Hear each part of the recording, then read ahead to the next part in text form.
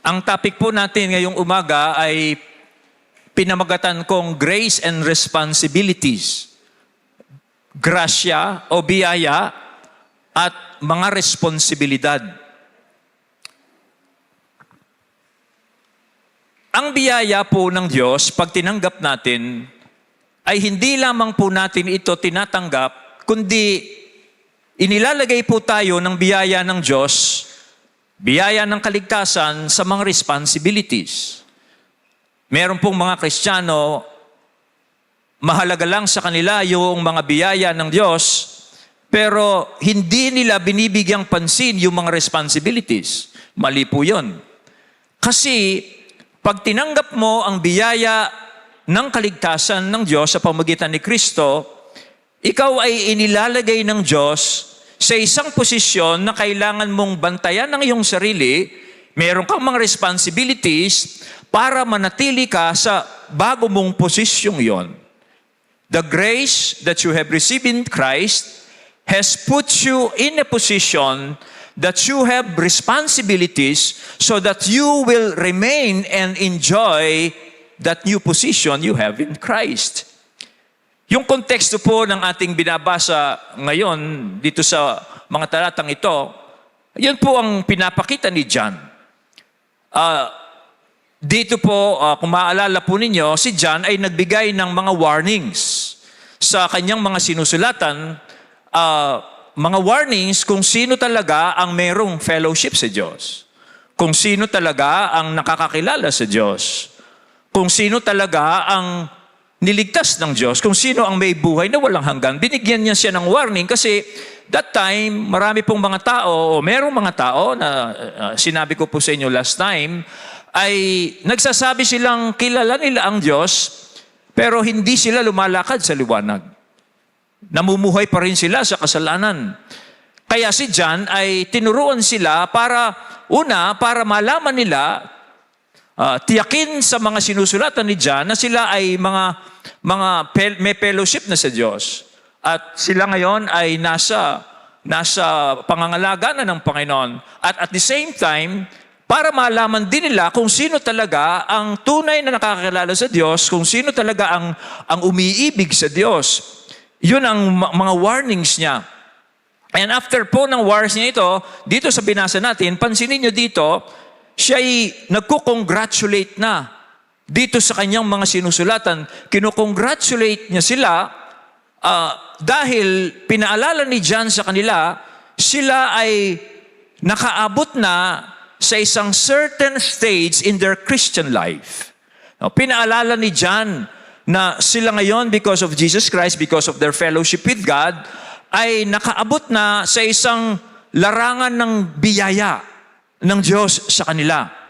And at the same time, dahil nga sila ay nasa ganitong posisyon na, nasa bagong kalagayan na sila because of their relationship with God, ay binigyan pa rin sila ng warning ni John tungkol sa mga ilang bagay na posible, na potensyal, na magbigay sa kanila ng danger.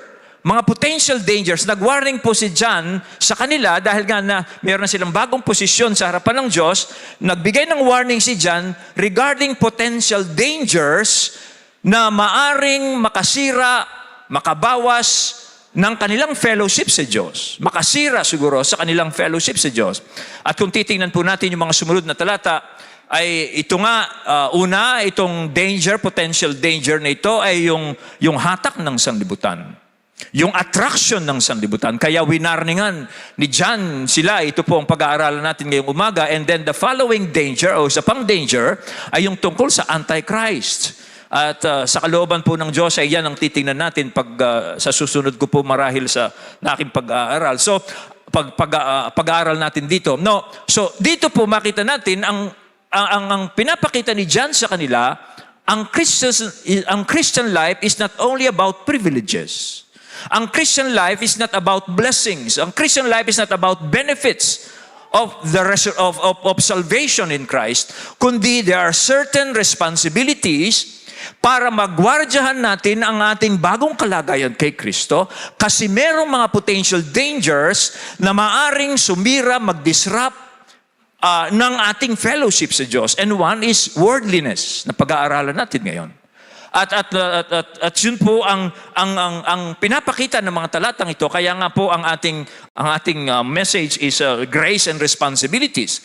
Christian life is not only receiving graces, blessing, benefits that we receive from Christ or from God through Christ, it is also maintaining responsibilities so that we can be on that position.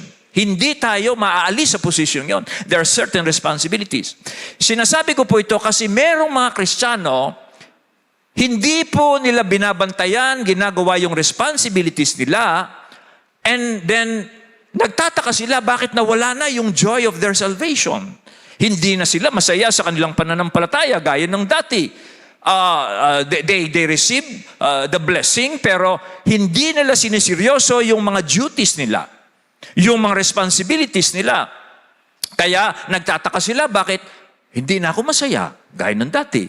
Hindi na ako contented, hindi na ako kontento sa Panginoon gaya ng dati. Hindi na ako masaya sa aking pananampalataya gaya ng dati. Ang dahilan ay dahil they are forgetting the responsibilities. Okay? Going to church, going to our small groups, yung pong mga responsibilities para ma-maintain natin, yun pong ating kaugnayan sa Diyos, na kung gagawin po ng isang Kristiyano yung mga duties na ito, he will find that he will enjoy the Christian life. He will be happy in the Christian life. He will be contented in the Christian life. And he will not go back to the world, of course. Kanya po, yan ang titingnan natin. Bakit natin kailangan ingatan ang sarili natin doon sa mga potential dangers?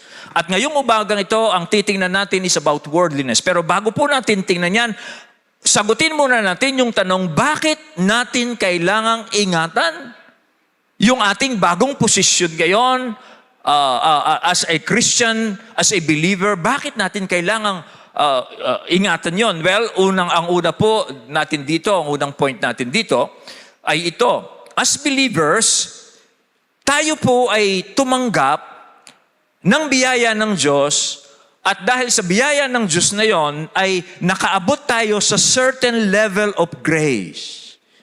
Okay? In Christ. Yun po ang una. Okay? Kung ikaw ay sumasampalataya kay Kristo, at ikaw ngayon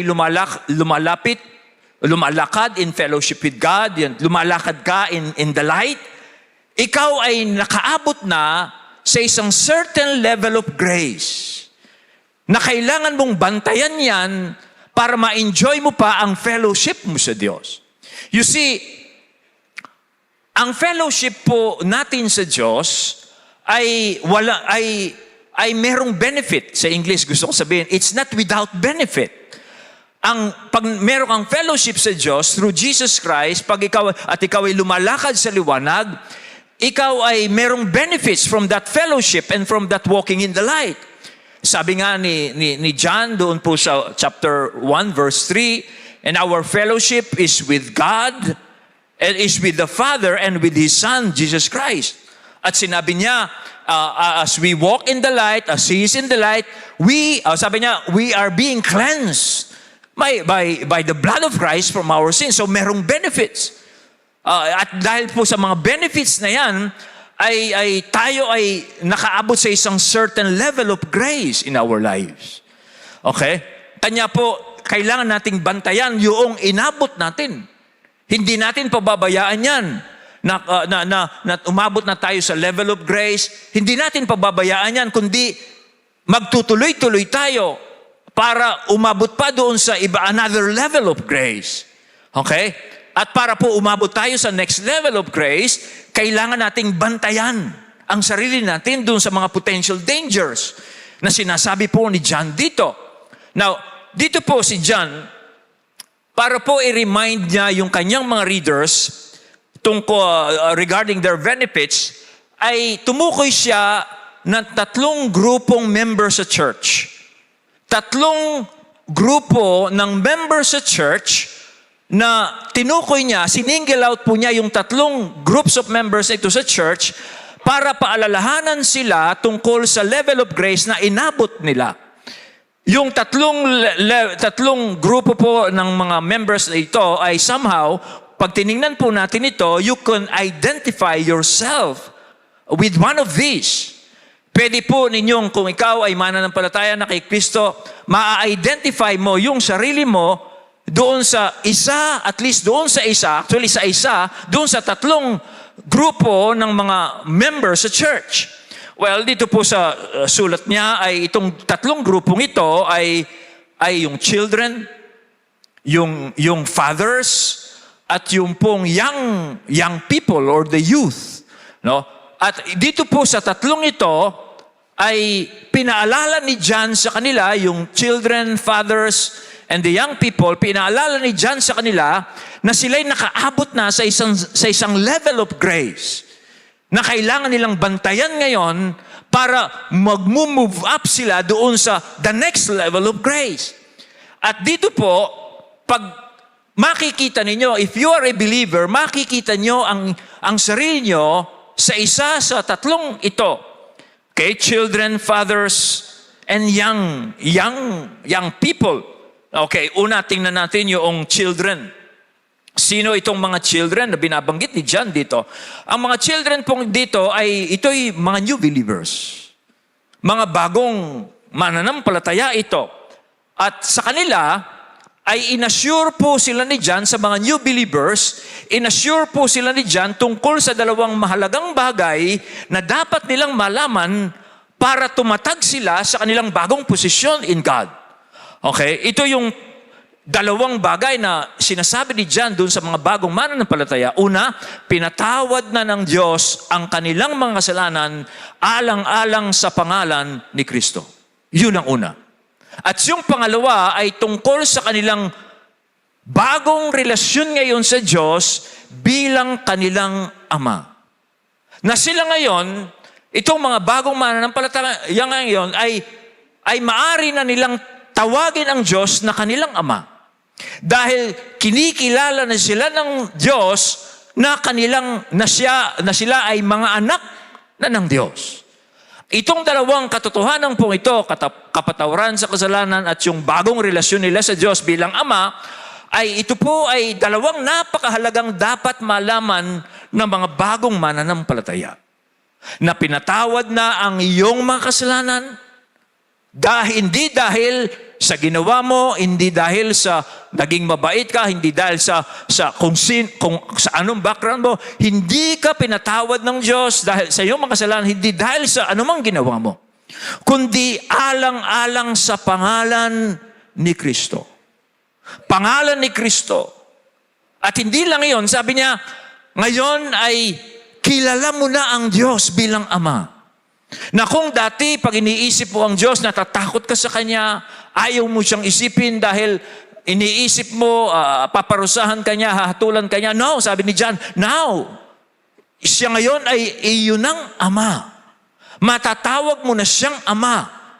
Dahil kay Kristo, dahil ikaw ngayon ay kinikilala ng Diyos bilang Kanyang anak. Yan po ang dalawang bagay na dapat na malaman ng isang bagong mananampalataya. Ito po ang mga sinabi ni John. I am writing to you, dear children, because your sins have been forgiven on account of His name. Pinatawad ka hindi dahil sa anumang ginawa mo, kundi pinatawad ka sa lahat ng iyong mga kasalanan on account of His name.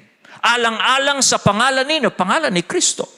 Last week, tiningnan po natin kung anong pangalang ginamit para kay Kristo, para tiyakin sa atin ang sino mang sumasampalataya sa Kanya, ipinatawad na sa kasalanan. He's this one. Siya ang taong matuwid. Tayo, hindi tayo matuwid, kaya kailangan natin ang isang tagapamagitan sa Diyos na matuwid.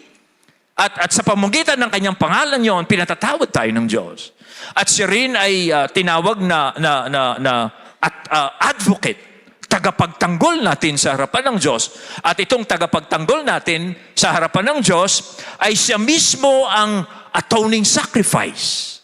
Siya mismo ang handog, pampalubag loob sa ating mga kasalanan. Kaya sa pamamagitan ng Kanyang pangalan, kung ikaw ay sumasampalataya na kay Kristo, pinatawad ka na sa lahat ng iyong mga kasalanan, alang-alang sa pangalan ni Kristo. Hindi dahil sa anumang ginawa mo o hindi man dahil sa anumang gagawin mo in the future. Ang basis ng iyong kapatawaran, ang basis ng ikaw ay tinuturing na anak ng Diyos, matatawag mo ng anak, ama ang Diyos, ay yung pangalan ni Kristo. The righteous one. Okay, the advocate, the go-between, the attorney. Okay? And He is the atoning sacrifice. By the virtue of His name, pinatawad ka na. Yan po ang sabi ni John. Kaya sabi din sa verse 14 regarding the new relationship with God, I write to you, dear children, because you know the Father. Kilala na ninyo ang Ama. Okay? Yung Amang nasa langit. Yung Ama ng ating Panginoong Jesucristo, kilala na ninyo siya. At kinikilala na kayo. So yun po ang children. Yun po ang mensahe ni John doon sa mga bagong mga Kristiyano na ito na ang level ng grace na inyong naabot. You are children in the faith. At yung pangalawa po dito ay yung fathers. Yung mga ama. Now, yung pong fathers dito ay merong dalawang kahulugan. Yung unang kahulugan is chronological fathers. Ibig sabihin, chronologically, matatanda na sila sa edad talaga. Fathers, mga ama, matatanda na sila sa edad. Yun yung unang kahulugan. At yung pangalawang kahulugan po nito ay spiritual. Spiritual meaning na sila ay matagal na sa pananampalataya. Matagal na nilang kilala ang Diyos. Okay? Kaya pwedeng pagsamahin yan yung chronological meaning at saka spiritual meaning. Na ibig sabihin yung mga fathers dito ay dahil matagal na sila, matanda na sila, okay, sa edad at matagal na nilang kilala ang Diyos, they are now mature in their Christian lives. Mature na po sila sa kanilang pananampalataya kasi meron pong nagsabi na itong mga fathers na ito ay mga unang believers, unang mananampalataya nung mangaral si John dito sa lugar na ito. Kaya tinawag silang mga fathers kasi matanda na sila sa age at the same time ay matagal na sila sa pananampalataya. Kaya sila'y fathers na. Siguro kung pwede nating i-relate dito sa church natin, yung mga ilan po dito nasa fathers na kayo, nung bago pa lang ang Lord's Way, noong ay nandiyan na kayo, nandun na sila, at ngayon narito pa sila, ma-consider nating father. That is chronological. Pero, yung ding kahulugan dito, hindi lamang sila tumanda sa pananampalataya, kundi dahil matanda na sila sa pananampalataya at sa edad, marami na rin silang karanasan sa Diyos. They are matured in the faith na. Okay? At yun po ang sinabi ni John sa verse 13. Ito sabi niya, I am writing to you, fathers, because you know Him who is from the beginning. Okay? Kilala niyo siya na noon pa at tinutukoy po niya dyan ay ang Diyos o ang Panginoong Jesucristo. Those are the fathers. Okay? Ngayon, yung pong pangatlo ay yung pong young people. Yung pong mga kabataan. Itong mga kabataan namang ito, sa edad din, ay they are in the middle age. Pwede nating ipakahulugan itong mga young people na ito, sila yung mga talagang nasa middle age sila, nasa prime of life sila. Nasa sukdulan sila ng kanilang kalakasan bilang mga kabataan. Pero at the same time, ay malakas din sila because dumanas sila sa mga spiritual battles. No, meron na rin silang mga spiritual experiences. Okay, ito pong mga young people na ito. At kaya ito ang sabi ni John sa kanila, I am writing to you, young men, because you have overcome the evil one. So, they are at the prime of their age, in the middle age, they are strong physically, pero at the same time, meron silang mga spiritual experiences. Meron na silang mga victories in their Christian lives. At sabi nga dito, they have overcome the evil one. That's why John ay kinukongratulate niya itong mga young people na ito. Okay? And then doon po sa verse 14, sinabi pa ni John, I write to you, young men, because you are strong. Okay? And the word of God lives in you, and you have overcome the evil one. So, dito, makita natin itong mga young people na ito, they are in their middle age, they are at the prime of their life, they are strong physically, and they have some spiritual experiences na. Spiritual victories na. Because the Word of God, ang victory po nila ay nanggaling dahil ang salita ng Panginoon, ng Ebanghelyo ay nasa puso nila. At dahil nasa puso nila ang salita ng Diyos, they overcame the temptation of the evil one. So ito po yung tatlong klaseng members sa church na sinasabi ni John, at dahil narito sila sa posisyong ito, dahil nakaabot na sila sa certain level of grace. Now, I want to ask you, sino kayo dito sa tatlong ito? Kayo ba yung children bago kayo sa pananampalataya? Kayo ba yung young, kayo ba yung father? Matagal na kayo sa faith, matanda na kayo sa church na ito, pero you're still faithful. Tapat po rin kayo sa Panginoon, at dahil sa naging tapat kayo sa Panginoon sa matagal na panahon, 30 years, halimbawa, ay mature kayo sa faith ngayon. O kayo yung young person, nasa prime of life na kayo, masigla kayo, masigasig kayo, at meron kayong mga spiritual experiences. Sino kayo di sa tatlong ito? I'm sure if you are a believer, you can identify yourself dito sa tatlong ito. Pero hindi po natatapos si John Dan. As I said, a certain level of grace goes with it responsibilities. Merong responsibility yan. Kaya nga sinusulatan sila ni John. Kasi you reach this certain level of grace, I want to remind you, sabi ni John, you have responsibilities and duties so that that level of grace will not be robbed from you. Hindi mawala sa iyo yan. You maintain it and then you go to the next level of grace. Kanya po, my second point here, and ito, each of us na nakaabot na, tumanggap na doon sa level of grace, ay meron tayong responsibility to perform for the glory of God. That's the responsibility.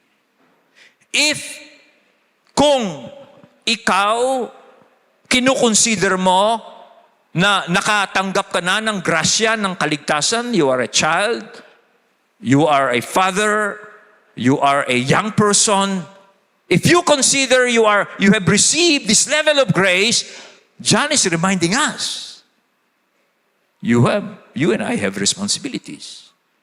And that responsibility ay kailangan nating gawin, or else hindi tayo uusad sa next level. Rather, ang mangyayari pa, you will slide back doon sa pinanggalingan mo. Okay? Posible po yun. Okay? Pero si John is pushing us, pushing his readers para malaman nila, you maintain that level of grace and go to the next level. And for you to go to the next level, you have to keep these responsibilities. Okay? Now, what are these responsibilities? Actually, these are implied here in this verse. No? Implied po yan. Okay? Sa mga verse na ito. Una, sa mga children. Ano ang responsibility ng children? Okay. By the way, gusto ko pong sabihin muna ito. To sum up the responsibility, the characteristics of these three groups of members, to sum up, yung pong mga children are characterized by their innocence. Inosente. Bago sila sa pananampalataya, they're innocent. O kaya si John, kailangan na bigyan sila ng assurance ni John na sila'y pinatawad na sa kasalanan at sila'y mayroon ng tamang bagong relasyon sa Diyos ngayon as their father kasi they're innocent. Yung fathers naman, ang characteristic nila is maturity. Okay? And then yung pong young people is earnestness. Kasigasigan. Yun ang katangian nila. Now, what are the responsibilities? Yung children, okay, dahil sila ay mga inosente pa, inassure sila ni John na pinatawad sila sa kanilang kasalanan at meron na silang tamang bagong relasyon ngayon sa Diyos as their father, kailangan nilang mag-ugat, kailangan nilang tumibay doon sa pag-ibig ng Ama sa kanila. That is the responsibility. Dahil sila ay mga anak na ngayon ng Diyos, ang unang responsibility ng isang bagong mananampalataya ay kailangan niyo pong mag-ugat at lumalim at magpakatatag sa pag-ibig po ng Amang Diyos sa inyo. Kailangan niyo pang tamasahin, kailangan niyo pang namnamin yung pagmamahal po ng Amang Diyos sa inyo na Kanyang ipinamala sa inyo sa pamamagitan ni Kristo. At habang pinagyayaman po ninyo yon, kayo po ay tatatag sa inyong pananampalataya. Hindi kayo mananatiling bata sa pananampalataya. Hindi kayo mananatiling inosente sa inyong bagong kalagayan, kundi malalaman pa ninyo, mararanasan pa ninyo ang pag-ibig ng Ama na ipinadama sa inyo sa pamamagitan ni Kristo. Yan ang duty po ng mga anak. Okay? Ng mga children. Okay? Now, yung mga fathers naman. Itong mga fathers naman, dahil matagal na sila sa pananampalataya at dahil noong bago pa lang yung church ay nandun na sila at ngayon matanda na sila sa age, ang kailangan nila ay kailangan silang maging stable. Kailangan silang maging matatag, maging stable sila.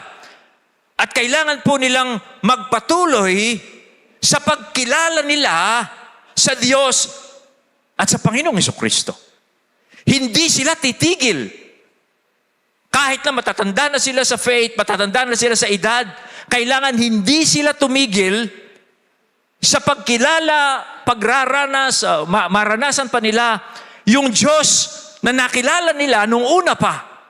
Okay? Kasi sabi ni John, I'm writing to you fathers because you have known Him who is from the beginning. Okay, bakit kailangan pa nilang magpakatatag at kilalanin pa yung Diyos na nakilala nila? Bakit? Kasi po, ang mga matatanda ay meron po silang natural tendency na pag tumanda na sila, nagiging cynic sila. Ano yung ibig sabihin ng cynic? Nagiging cynical sila.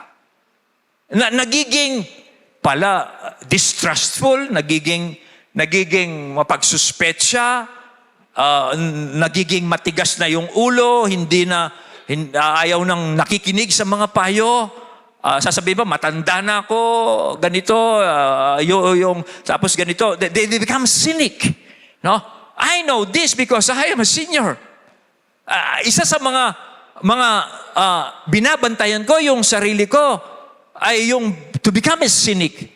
Yun hubang mapagsuspetsa ka, hindi ka na naniniwala sa sinasabi ng iba, papunta ka pa lang, pabalik na ako, yung mga attitude na gano'n, and meron kang attitude na you know everything, there is nothing new under the sun. Yun po ang isang danger ng isang father. Okay? To become a cynic. In fact, sa Ecclesiastes po, ay sa Book of Ecclesiastes, ito ang sabi ni Haring Solomon, mas mabuti pa ang isang kabataang mahirap pero marunong kaysa sa isang matandang hari pero hangal at ayaw nang tumanggap ng payo. Yung matatanda, meron silang ugali pag hindi nila pabantayan yung kanilang sarili, ayaw na nilang makinig sa payo. Okay? Ayaw na nilang lumago. Ayaw na nila. Okay? And they start to become pessimists. Laging negative. Okay? Laging negative.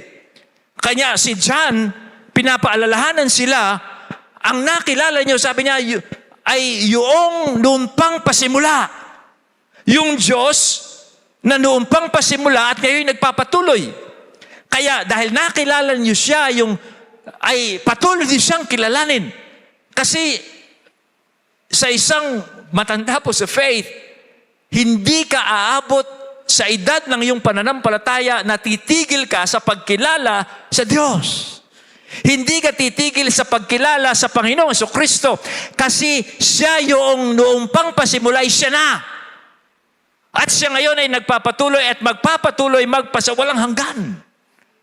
Kanya, labanan mo ang yung tendency to stop growing in knowing God. Because the one whom you came to know is the one who was and is from the beginning. Okay? Alam mo ninyo, if you do this, you will avoid being cynical. You will avoid being distrustful, avoid being suspicious, avoid being pessimistic. Okay? And you will see new things. Because God creates new things. Yun po ang isang paalala ni John dito sa mga fathers. Don't become cynical. Get to know the one you have known from the beginning. Yun po ang sabi niya. At if you want to stay fresh, if you want to stay enthusiastic about life, this is it. Get to know the one who was from the beginning. The God who was from the beginning. And then you will stay fresh. Now, about the young people.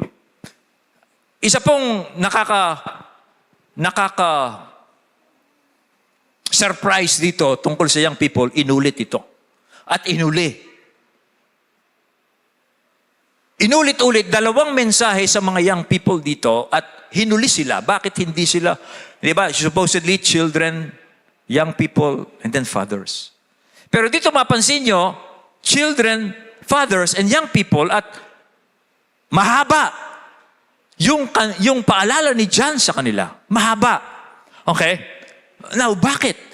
At ang payo ni John sa kanila, sa verse 13, sabi niya, I am writing to you, young men, because you have overcome the evil one. And then, bumalik, sabi niya sa verse 14, I write to you, young men, because you are strong, and the word of God lives in you, and you have overcome the evil one. Okay, huli na, may dagdag pa. Now, bakit po ganyan sila? Kasi po, ang mga young people, kaya ito ang paalala po ni John sa kanila, meron silang tendency, because of their strength, physical strength, and because they're in their prime of life, physically, mentally, I hope emotionally, okay? Because of that, they have a tendency to pursue the things in this world. Gugugulin nila ang lakas nila para abutin ang lahat ng kayang ibigay ng mundong ito. Pwede nilang sayangin ang kanilang lakas, ang kanilang kabataan, ang kanilang katalinuhan, ang kanilang lakas, para abutin lahat ang gustong ibigay ng sanlibutang ito. Kaya pinapaalalahanan sila ni John. Okay? Dahil nga po ganun ang mga kabataan. Si Paul po, nung sulatan niya, si Timothy, isang paalala ni Paul kay Timothy. Si Timothy po, isang kabataang pastor doon sa Ephesus. At alam mo ba niyo kung ano ang paalala ni Paul sa kanya? Dahil siya'y kabataan at pastor doon, sabi niya, so flee youthful passions. So flee, bakit hindi ako umaalis dyan? So, PowerPoint na yan. Okay. Okay. So flee youthful passions. Sabi niya, and pursue righteousness, faith, love, and peace along with those who call on the Lord from a pure heart. Flee youthful passions. Meron pong tendency ang mga kabataan, because of their age, to pursue all that the world deceitfully promises them. Meron silang tendency. Aabutin nila ang gusto nilang abutin. Gagamitin nila yung lakas nila, yung time nila sa mga bagay ng sanlibutan para abutin ang lahat ng pinapangakong ibigay ng sanlibutan sa kanila. Kaya pinapaalalan sila ni John. Parang sinasabi ni John, huwag niyong sasayangin ang inyong buhay in pursuing the things of this world. Okay. Flee youthful passions. Hindi ba ganyan yung mga kabataan ngayon? Pagka-graduate ng kabataan ngayon, walang gustong gawin kundi magtrabaho sa Maynila. Pinapangarap ng mga kabataan ngayon, at least sa church natin, napapansin ko lang yun. pag mag-aaral sila, ang unang-unang nasa isip nila, pag nag-graduate ako, magtatrabaho sa Maynila. Bakit sa Maynila? To pursue their dreams. To pursue a career, mga ganun-ganun. Ano? After 1 month, 2 months, ayaw nila, babalik na sa probinsya. Ang hirap pa ng buhay sa probinsya. Talo pa ako sa sweldo. Yung sweldo ko, pambayad ko lang ng bahay, kulang pa sa pagkain ko. Kaya yung bata, malusog, pupunta sa Maynila, mga ilang buwan, makikita ng nanay, nak, nangangayayat ka na. Kulang na sa pagkain. Kulang pa yung sweldo doon sa kanyang babayaran. Well, that is the tendency. Sasayang, gugugulin niya yung kanyang lakas, katalinuhan, doon sa pagpupursu ng mga bagay na pinapangako ng mundong ito. Okay? Na hindi naman kayang ibigay ng mundo. They are deceitful lusts. Okay? Sa halip, ano sabi ni John? By the way, sabi ni John, hindi ba sa physical world ganyan din? Yung mga young people na because of their strength and okay, they take responsibility sa bahay. Nagiging responsable sila. Meron pong mga pamilya na pag yung pong mga anak nila ay lumaki na, ay binibigyan na ng responsibilities ng mga tatay. Yung pong mga Chinese, ganyan, yung binibigyan na ng business, sila ang pinapangalagaan sa business. At something like that, they take family responsibilities. No? They take family responsibilities. Dahil nga po sila hindi na bata at hindi pa rin sila matanda. Okay? Kaya they take on family responsibilities. At sa physical, ganyan. No? Hindi na pinaghuhugas ng pinggan yan. Pambata lang yun. Okay? Ayaw na maghugas ng pinggan. Gusto nila higher responsibilities. At ganun nga po ang ginagawa ng ibang mga magulang at ginagawa ng ibang mga bata. They take on family responsibilities. No? Pag merong lalakarin, permit. Pag merong lalakarin ganito, pag online, lalo na pag online, sila na ang nagpa-process. Now, in physical, that is true. Now, ang punto po ni John dito is the spiritual.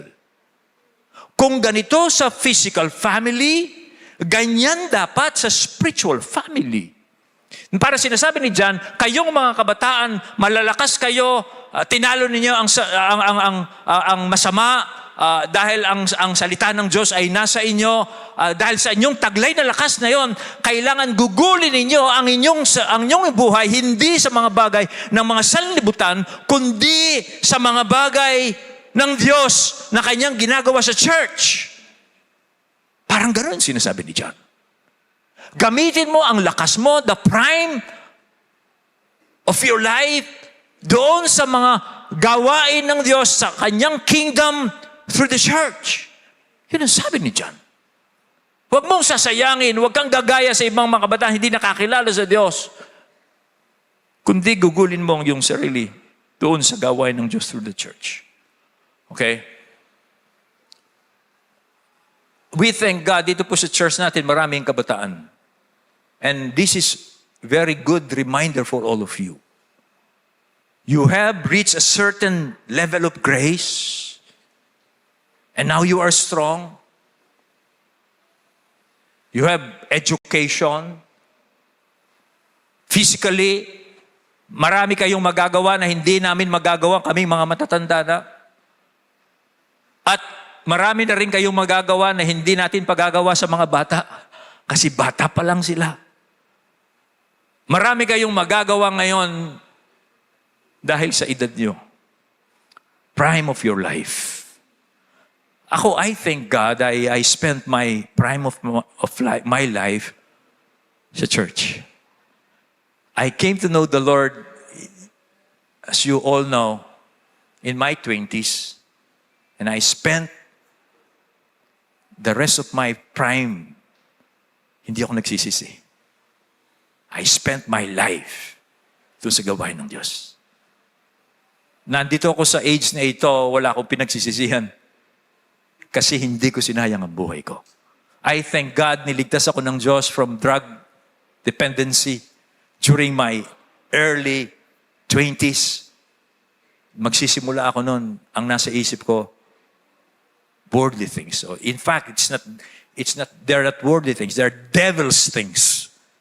Pero I thank God. When I got saved, the Lord called me to the ministry and I gave my life to God. Now I reached this point na pag binabalikan ko yung sarili ko, nagpapasalamat ako sa Diyos dahil tinawag niya ako magpastor. Hindi lamang niya ako liligtas ng Diyos. Tinawag pa ako maging pastor. And I thank God for that.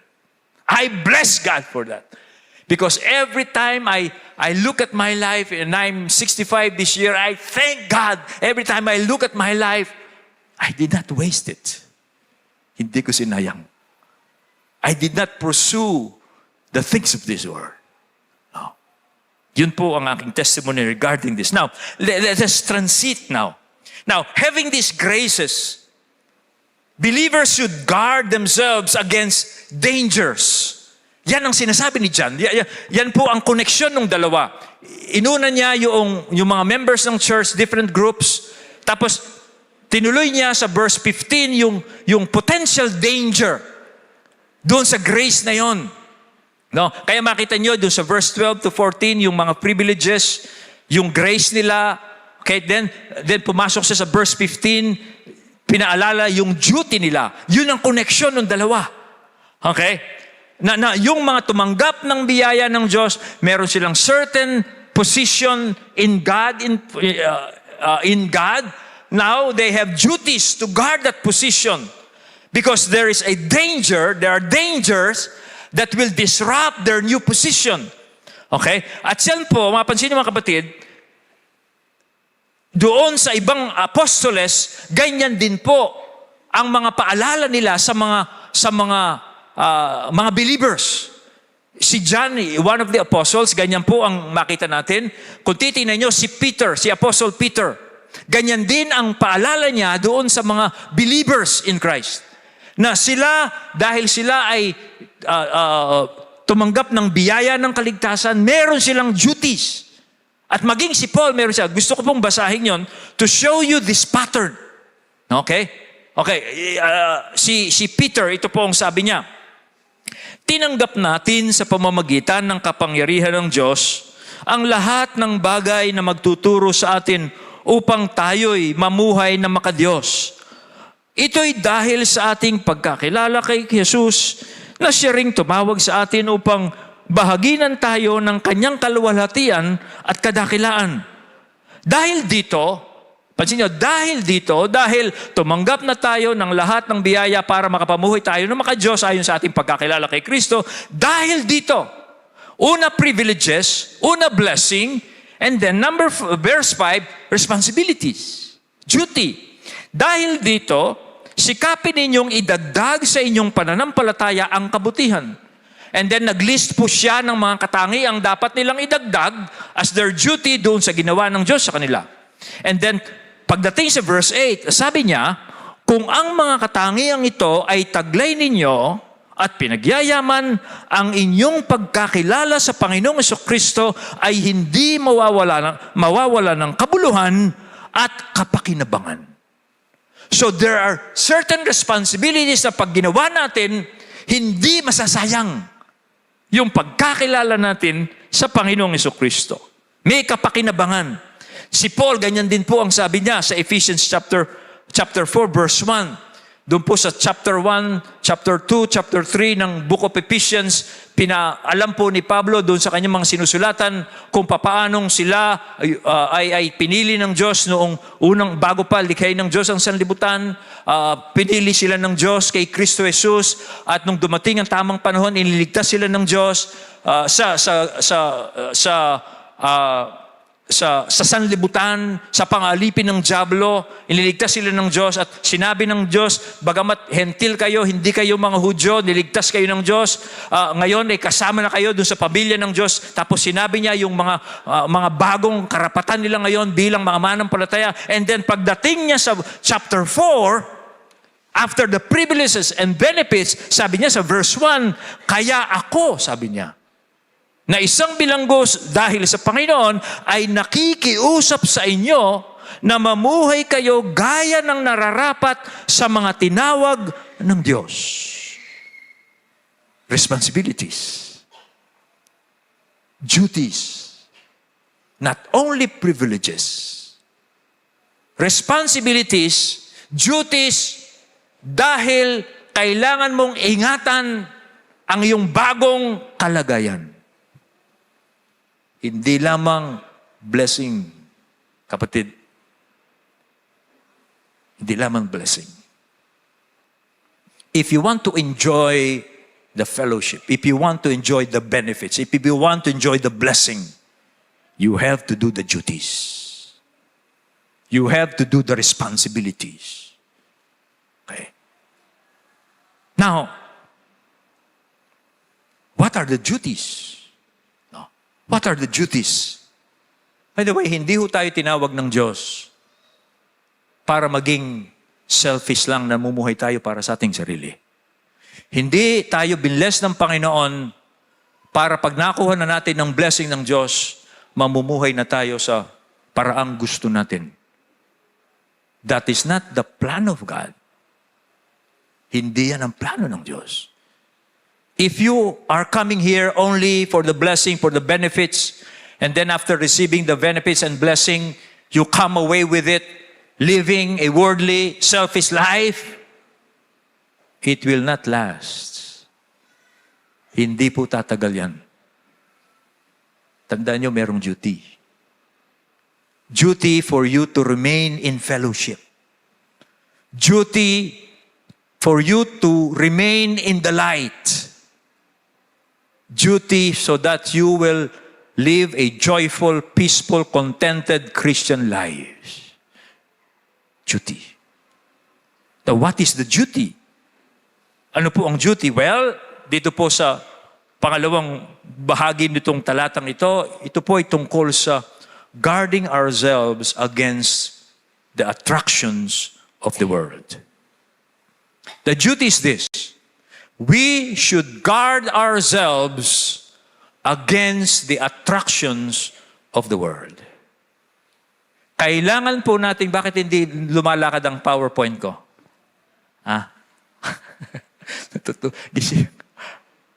Okay. Kailangan ho nating i-resist yung attraction ng mundo. That is our duty. Okay? Look at verse 15. Sabi ni John, do not love the world or anything in the world. Pansin niyo yung salitang love dyan. Bakit sinabi niyang do not love the world? Because the world is attractive. Love is a strong word. The world is attractive. Ang mundo po is very attractive. At meron po siyang absorbing power and influence towards a person. The world is attractive. Okay? Kaya you have to resist the attraction of the world. That is the duty. Hindi ka mamumuhay ayon sa sanlibutan. You resist the attraction because the world has power to captivate you. It is attractive. Okay? Naalala niyo si Satan, nung tinutukso niya ang Panginoon doon po sa ilang, at isang panunukso ng dyablo, sabi po ng Bible, dinala niya ang Panginoon sa isang mataas na bundok at pinakita ni Satanas ang lahat ng kaharian sa mundo at ang karangalan nito.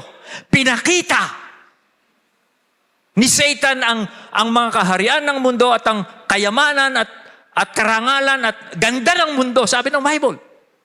Pinakita because the world has attracting power to captivate a person pag hindi niya ni-resist. Lalong-lalo na yung Kristiyano.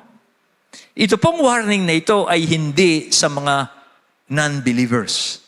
Because the non-believers are already in the world. They're already living according to the pattern, values of the world. This warning is for Christians, for believers. Dahil sabi ni John, wala na kayo sa mundo. Now, this is your duty. You resist the attractions of the world. Because the world is attracting you. Now, why resist? Bakit ka magre-resist? Well, sabi niya sa verse 15, if anyone loves the world, love for the Father is not in them. Bakit ka magre-resist? Because if anyone loves the world, the love of the Father is not in him. Parang niyang sinasabi, ganito po ang ibig niya sabihin, love for the world and love for God are mutually exclusive. Ang ibig sabihin ng mutually exclusive, love for the world will displace love for God. And love for God will displace love for the world. They are mutually exclusive. Ibig sabihin yan, pag minahal ko ang mundo, maaalis niya ang pagmamahal ko sa Diyos. Pero pag minahal ko ang Diyos, maaalis niya ang pagmamahal ko sa mundo. Pag minahal ko ang Diyos, mariresist ko ang attraction ng mundo. Pero pag ako nagpa-attract sa mundo, okay, aalisin, babawasan niya ang pag-ibig ko sa Diyos. Siguro babawasan niya, pero pag ako'y nagpa-attract pa rin sa mundo, maaari niyang alisin ang pag-ibig ko sa Diyos. They are mutually exclusive. They cannot live with one another. Hindi sila pwedeng magsama sa isang tao, sa isang puso. Okay? One will displace the other. Okay? Of course, yung word pong tinutukoy dito ni John ay yung pong everything connected with this present life. Lahat ng bagay, ang sinasabi ng tungkol sa word dito, lahat po ng bagay na may koneksyon dito sa pamumuhay natin na ngayon, apart from the kingdom of God and apart from the hope of eternal life. Ang mundo, hindi niya iniisip ang eternal life. Ang mundo, hindi niya iniisip ang kingdom of God. Ang mundo, iniisip lang niya yung mga bagay tungkol lamang sa buhay na ito. Yan ang mundo. Yan ang sabi ni John, i-resist mo. That's your duty. Okay, i-resist mo. Kasama po dyan yung mga pleasures and delights, attractions, na pag nakuha niya ang puso ng tao, lalayo siya sa Diyos. Kaya, pansinin po ninyo ang mundo, ayaw niya sa Diyos. Ayaw niya sa Diyos. Pag-usapan mo ang Diyos, ayaw ng tao sa mundo ang Diyos. And anong gusto ng mga tao sa mundo? The world. Kaya sabi ni John, ang dami pong mga Christians, hindi nila tinitake yung warning na ito. That's why, nagtataka sila, bakit hindi na ako masaya sa faith ko? Ganon dati. Bakit hindi na ako excited pumunta sa church? Bakit hindi na ako excited magbasa ng Bible? Well, yun po ay symptoms na pinapasok nyo ang love for the world sa puso nyo. Wala ka sa church, busy. Everyone is busy. So, bakit wala ka sa church? Busy. But why are you here? Are you not busy? Your love for God will displace your love for the world, and the love for the world will displace your love for God. They're mutually exclusive. Okay? Ngayon, what things of the world should we not love? Okay? Now, looking closely, dun sa verse pong ito, ang mga bagay na tinutukoy ni John na nasa mundo na hindi natin dapat mahalin o ibigin, pag tinignan po ninyo yung verse, are not the things of the world. Hindi yung mga material things, hindi yung mga bagay ng mundo, kundi, kung titignan nyo, it is the spirit of the world. It is the tone of the world. It's the values of the world. It is what people who do not love God loves and values. Hindi po yung mga material na bagay. Hindi yun ang sabi ni John, huwag niyong papasukin sa inyong puso. Hindi yung mga material na bagay, kundi yung tono ng sanlibutan. Yung espiritu ng sanlibutan. Okay, tingnan niyo yung verse. Okay? For everything in the world, the lust of the flesh, the lust of the eyes, the lust of and the pride of life comes not from the Father, but from the world. Hindi material things. Hindi yung kotse, hindi yung bahay, hindi yung bakasyon, hindi yan. Yung tono, yung pinahahalagahan, yung mahalaga sa mundo, yung ninanasa. Okay? Kasi, ang lahat po sa mundong ito ay creation ng Diyos. At gusto ng Diyos, i-enjoy natin. Pero wag lang nating pagnanasaan yung the way na ginagawa ng mundo. So napansin nyo, to own a car is not sin. Pero to covet, to have a car and you will do everything you can do, and then madidisgrasya pa ang relasyon mo sa Diyos just to get the new car, that's the spirit of the world. To dream of a new house is not wrong. But if you dream that house, and you will do everything you can do and will displace your love for God, that is allowing the spirit of the world to come into your heart. Nakita nyo? It is the spirit of the world. It is the tone of the world that we have to fight against. Because the world is living for these things. The lust of the flesh. What is that? Well, the lust of the flesh is sensuality. To be sensual. Okay? Yung pong masasamang nasa ng laman. The world is living for that. Yung pong mga desires, yung mga appetites na kailangan nilang i-fulfill no matter what. Irregardless of the law of God. Pag ito ay gusto ng aking laman, gagawin ko yan kahit na labagin ko ang utos ng Diyos, labagin ko ang utos ng pamahalaan, labagin ko ang utos ng lahat, makuha ko lamang ito. The lust of the flesh. Sensuality. That's the spirit of the world. Okay? Tapos ano pa? Materialism, lust of the eyes. Ano itong lust of the eyes? Yung bang pagnanasa doon sa mga bagay na nakikita. Okay? Hindi ba yan ang spirit ng world? Okay? Kaya magaganda yung advertisement, kaya magaganda yung mga promotion, lalo na ngayon sa social media, ang ganda. Ina-attract ka para i-lust mo yung bagay na yon. Okay? Ina-attract ka. At pag yan pinapasok mo sa iyong isip yan, sa yung nakikita ng iyong mata, pinapasok mo yan sa iyong puso. Pag nanasaan mo yan, hanggang makuha mo siya. At pag yan ay pinapasok ng isang tao, yung isang Kristiyano, na madi-displace yung pag-ibig niya sa Diyos. And then, the pride of life. Ano yung pride of life? Ito yung mga pagmamayabang ng tao sa buhay na ito. Ganyan ang tao. Pagmamayabang. Yung kanyang ari-arian, yung kanyang title, yung kanyang achievements, pagmamayabang niya sa buhay na ito. Dahil sa mga bagay na taglay niya, ang tingin niya sa sarili niya, napaka-importante niyang tao. At dahil napaka-importante niyang tao, dahil ganito, mayaman siya, ganito ang title niya, entitled siya. At ang paghamak niya sa ibang tao ay ganun-ganun na lang because of this pride of life. Ganyan ang spirito ng mundo. At sabi ni John, huwag mong papasukin yan.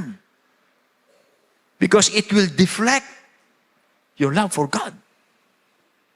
Naintindihan po natin ito. Naintindihan po natin ito. Pag ito pinapasok mo sa iyong puso, pag-ibig mo sa Diyos, mababawasan. At pag pinagpatuloy mong gawin ito, it will be eliminated. Yung pag-ibig mo sa Diyos. Hindi ka na magiging ganado sa pag-church, hindi ka na magiging ganado sa Christian life mo. You will not be contented. You will not be happy in your Christian life. And you will stop from that grace. And you begin to slide down. Wow. Ito po ang sabi niya. Now, why should we resist the spirit of the world? Una, because it will weaken our devotion to God. Ito po ang unang-unang sinasabi ko sa inyo. If anyone loves the world, the love for the Father is not in them. It will weaken your devotion to God. it will weaken. Okay? Conversely, kung gusto po ninyong malabanan ang attraction ng mundo, meditate on the love of God. Think of the love of God.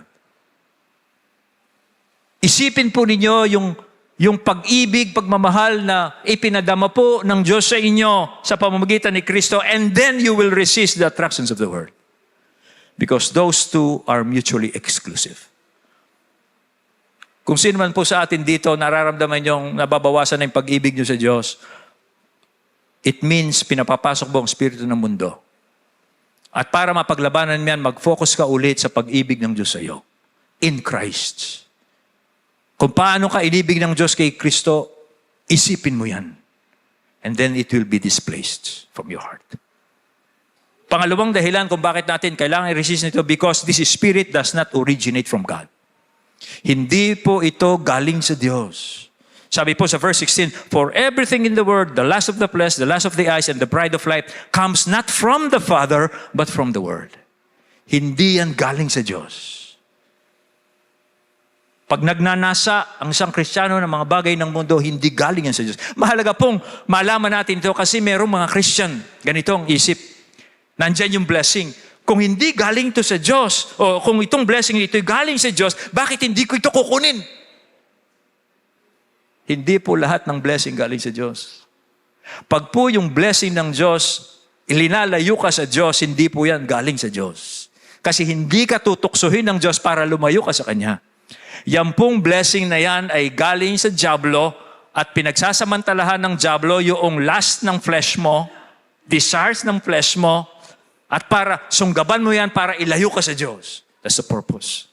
Kaya sabi ni John dito, yung love for everything in the world, the lust of the flesh, the lust of the eyes, the pride of life, does not come from the Father, but from the world.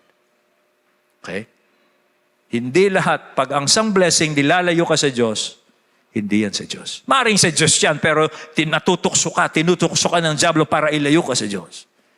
Any blessing that is throwing you away from God is being used by the enemy to draw you away from God. Kaya sinabi ni John yan, sinabi po ni John yan. And then, thirdly, by the way, basahin ko yung Santiago, huwag sabihin ng sino mang tinutukso, ako'y tinutukso ng Diyos. Ito ay sapagkat ang Diyos ay hindi maaring matukso ng kasamaan at hindi niya tinutukso ang sino man. Ang bawat tao ay natutukso kapag siya ay nahihila ng kanyang masidhing pita at siya ay nasisilo nito. And then the third reason why we should resist the attraction of the world, because the world is vain. The vanity of the world. While, sabi po sa verse 17, the world and its desires pass away, but whoever does the will of God lives forever. Ang mundo po natin, kailangan nating i-resist ang attraction nito dahil ang mundo po natin at ang mga desires, pinahahalagan ng mundo, alam niyo po ninyo, has already a death sentence tagged to it. Death sentence. Hinatulan na po ng Diyos na ang mundong ito at ang mga desires ng mundong ito, hinatulan na po ng Diyos na ito'y mamamatay, will pass away. Meron ng death sentence yan. At hindi lamang po binigyan ng death sentence ng Diyos, kundi nangyayari na ngayon. Na itong mundong ito at pinahahalagahan ng mundong ito ay nangyayari na, it will pass away. Kaya ang isang Kristiyano, ang isang tao na dinidesire niya yung mga desires ng mundo, he will be frustrated in the end. Okay? Now, anong ibig sabihin ng pass away, death sentence? Well, kung magiging mapagmasid lamang po kayo sa panahon natin, you will understand this. Manood po kayo sa YouTube, tingnan niyo yung mga floods sa mundo. Mga floods, yung mga baha sa mundo ngayon. Yung mga dating lugar na hindi binabaha, binabaha na ngayon. No? Yung mga, ito po, halimbawa, yan, nasa ano na, okay? Okay, yung flood sa Libya, 20,000 ang namatay. Okay? Yung flood po sa Greece, just imagine Libya, binaha. Just imagine Greece, binaha. Mga hindi dating nababahayan. Next slide. Yung Hong Kong, Just imagine Hong Kong binabaha. Okay? And then Japan. At tingnan pa ninyo sa YouTube, Las Vegas, at kung ano-ano pang mga dating lugar na hindi binabaha, binabaha na. Anong explanation mga scientists dito? I want you to be aware of this kasi posibleng Kristiyano ka, hindi ka aware sa mga nangyayari sa paligid and you are pursuing the attractions of the world. Hindi mo alam itong sign na sinabi ng Diyos, they will pass away, mayroong death sentence, maring hindi ka aware dito, kaya gusto kong magising ka sa katotohanan. These are the signs na yung sinasabi ng Diyos, may death sentence ang mundo. Okay? Ano po ang explanation ng mga scientists? Ang explanation po ng scientists, this will, it will be irreversible. Una, bakit nagpa-flood? Una, sabi po ng mga scientists natin, yung snow sa North Pole natutunaw. Kaya po ang mga dagat natin ngayon matataas. Kaya po pansinin nyo ngayon yung pong baha natin, yung mga dating hindi binabaha. Okay? Tapos bakit po yung flood? Bakit po ngayon ang ulan ngayon pwede ka nang maligo. Kasi mag-shampoo ka, in a few minutes, nakapaligo ka na. Sa sobrang lakas ng ulan. Bakit po malakas ang ulan?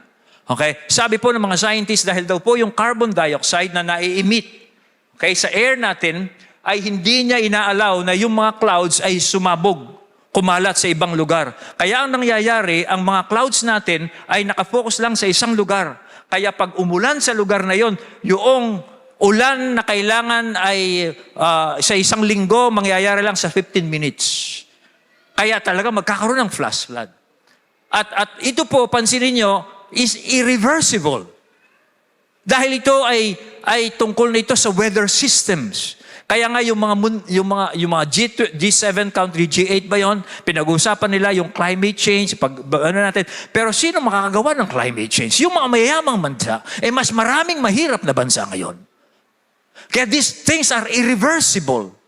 Okay? Kung isipin po ninyo, halimbawa sa Hong Kong, nagkaroon ng baha doon. Alam nyo kung ilang baboy yung namatay doon? Okay? 1/3 daw, thousands yung piggery. 1/3 ng kanyang baboy namatay. Just imagine, tataas ngayon ang presyo ng baboy. Yung mga sili natin, yung mga natin, bakit kamamahal ngayon? Because of the flood, because of the typhoons. Nakikita niyo ba ang sitwasyon ngayon? And then, mamahalin mo ang mundo, nakikita, may death sentence na yan. Kaya sabi ng Bible, sabi ni John, the world and its desires will pass away. Death sentence. Kaya if you love the world, you will be ashamed. Because pagdating ng panahon, sabi dyan, but whoever does the will of God lives forever. Yung meron lamang pag-ibig sa Diyos at dahil iniibig niya ang Diyos, gagawin niya yung kalooban ng Diyos. At dahil iniibig niya ang Diyos, mabubuhay siya magpakailanman. Wow! Kaya somehow, minsan nakakalungkot, yung mga Christians, ganun sila. They are living like the world. They are not looking at the times. My brothers and sisters, let's wake up.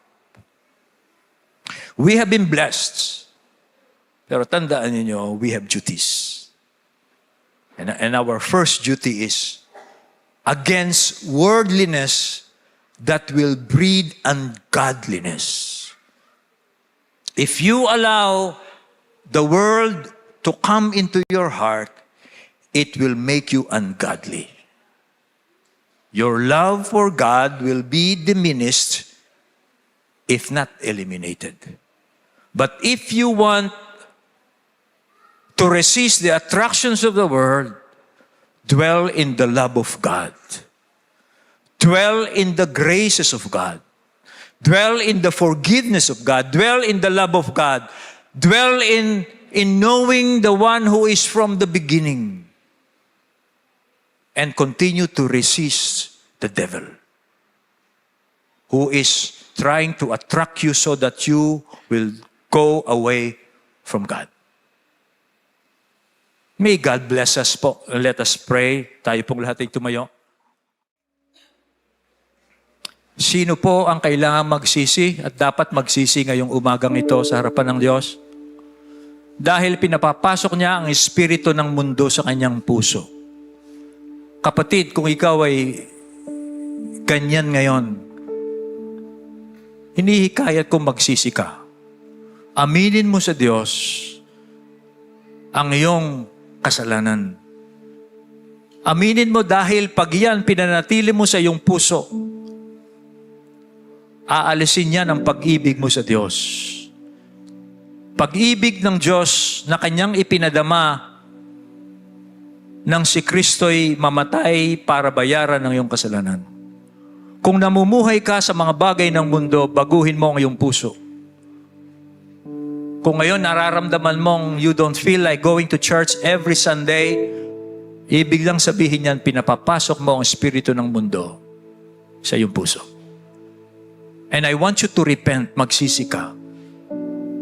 At mag-dwell ka doon sa pag-ibig ng Diyos sa iyo. Nang sa ganun, ma-resist mo ang attraction ng mundo. Tandaan mo, ikaw ang lugi bandang huli pag ito ang ginagawa mo. Hindi man maabot yung katapusan ng mundo na tinutukoy ko, maaring mamamatay ka, not prepared for this. What if bigla kang namatay one of these days at ang puso mo ay nasa mundo? Hindi ka ba mahihiya sa Diyos? Na siyang naghanda ng mga eternal things para sa iyo, hindi ka ba mahihiya sa Diyos? Kanya, use your mind, use your understanding in these things. Hindi ka na kaparehas ng mga taong nasa sanlibutan. Ikaw ay anak na ng Diyos. Binigyan ka na ng Espiritu ng Diyos para malaman mo yung mga bagay na binibigay sa ng Panginoon, ng Diyos, through Jesus Christ. Huwag mong igagaya ang sarili mo doon sa nasa sanlibutan. Enjoy the blessings of God, but do not pursue these things for your own sake. Mag-dwell ka sa pag-ibig ng Diyos and then you repent. Magsisi ka. Baguhin mo ang iyong puso. Punuin mo ang iyong sarili ng salita ng Diyos at ng pag-ibig ng Diyos. Aming Amang Diyos, nagpapasalamat kami sa iyo dahil tuwing linggo ay narito kami para sambahin ang iyong pangalan ayon sa iyong utos sa amin. Narito kami dahil niligtas mo kami. Narito kami dahil sa iyo. Dahil inibig nyo kami. Iniligtas nyo kami. Pinatawad kami sa aming mga kasalanan. Inalis kami sa kaharian ng kadiliman at ngayon ay nasa kaharian kami ng Diyos. O Diyos, salamat po sa mga blessings na ito. Pero ngayong umagang ito, napaalala sa amin, meron kaming responsibility. Dahil kami blessed, may responsibility kaming kailangan naming bantayan yung aming mga sarili laban sa mga attractions ng mundong ito. Patawarin po ninyo kami sa mga pagkakataong na pagpapalit namin ang pag-ibig ninyo sa pag-ibig sa mundo. Patawarin niyo po kami pag nagnanasa kami ng mga bagay ng mundo up to the point na nagkakasala na kami laban sa iyo. Patawarin po ninyo kami sa mga ganong pagkakataon. Patawarin po ninyo kami kung naiinggit kami sa mga taong wala sa Diyos. Mga kaibigan namin, mga nakikita namin sa FB, sa internet. Patawarin niyo po kami. Kung naiinggit kami doon sa mga buhay ng mga taong malayo sa Diyos, patawarin po ninyo kami dahil ito'y kalapastanganan sa inyo pong kabutihan sa amin. Ito ay pagpapawalang pasalamat sa pagliligtas mo sa amin, na gusto naming magaya sa kanila, na alam naman namin ayaw nila sa iyo. Kaya kami ay privilege. Kami ay binigyan nyo ng pribilehiyo, binigyan nyo ng oportunidad na makilala ka namin. At ang inihanda nyo sa amin ay mga bagay na pangsawalang hanggan, hindi mga bagay na nasisira, na mawawala. Kaya, O Diyos, ngayon po umagang ito, tulungan nyo po kami sa lakas na nanggagaling sa iyo to resist the attractions of the world, and to grow, to meditate, to think about the love of God for us in Christ Jesus. Oh God, salamat po sa iyo sa mga pagkakataong ganito. We bless your name. In Christ's name we pray. Amen.